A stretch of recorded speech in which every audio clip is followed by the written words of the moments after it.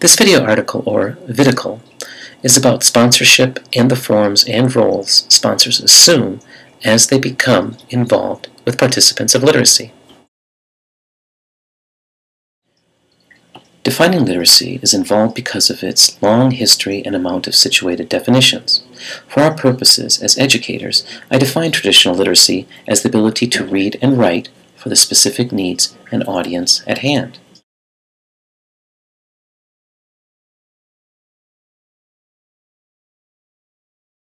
Electronic literacy has also taken on many complex forms. For our purposes as educators, I define electronic literacies as the ability to work with computer hardware and software. This includes as much a computer hard drive and software as something as popular as Word, digital cameras, cell phones, or even the all-new iPad. And the use of these specific tools for a specific purpose and audience.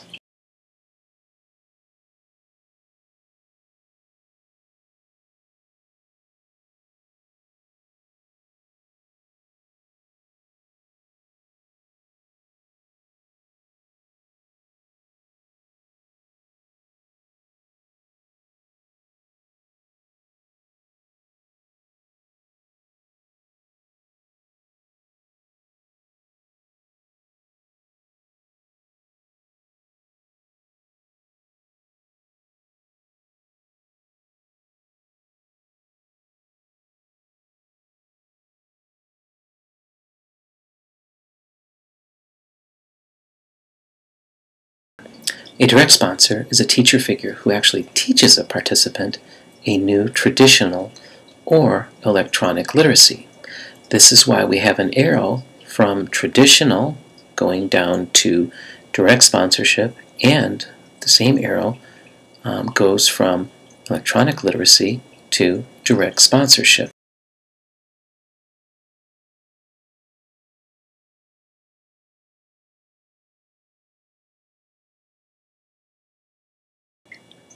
The next form is indirect sponsor. Indirect sponsors promote literacy in an important way. They are the ones who fund traditional and electronic literacies. They support literacy growth by purchasing needed items, with traditional literacy, like a book or pen, and for electronic literacies, like a computer or a camera. Again, both traditional and electronic literacies are impacted by indirect sponsors in important ways. As the arrows indicate, each is interconnected.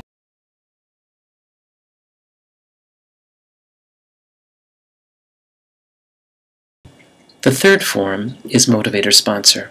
Motivator sponsors are usually family members who encourage another family member to go to school for some form of electronic literacy training. The circumstances are usually that a family member is unemployed or underemployed because of the economy. As the arrows indicate, traditional and electronic literacies are involved.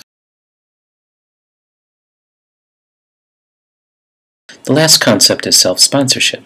Unlike traditional literacies where a family member or teacher helped the learner read and write, participants of literacy revealed overwhelmingly that with electronic literacies, learners must, more often than not, teach themselves. Participants indicated that they self-sponsored, that is, they taught themselves electronic literacies more than they were taught.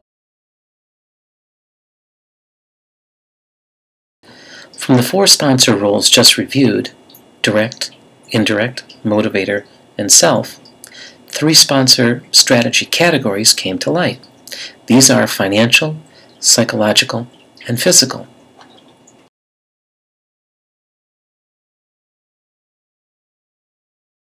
Financial.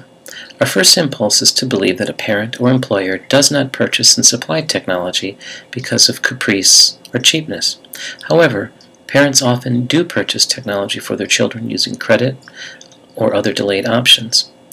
And employers also make such investments in their employees when the need will make them more competitive. The forms that fund financial are indirect and self.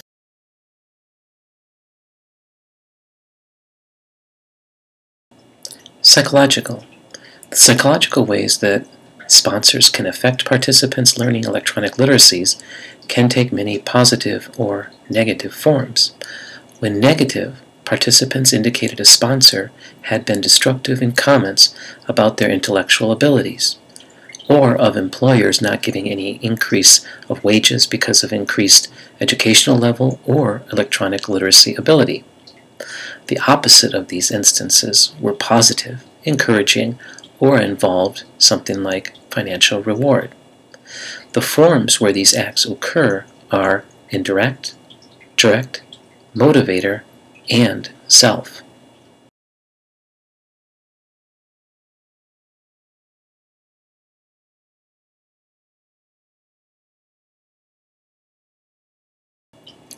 Physical.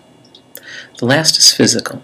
Here the sponsor process is simple, yet effective and decisive. If a parent or teacher is sponsoring, it could be the mere act of not allowing a child or student to use the technology in the home or school. It's as simple as words, yes, no, or a locked door, or an unlocked door, or a secret password.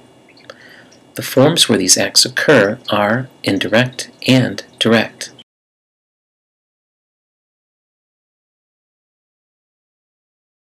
Who are electronic literacy sponsors? 3 categories emerged: families, teachers, and others.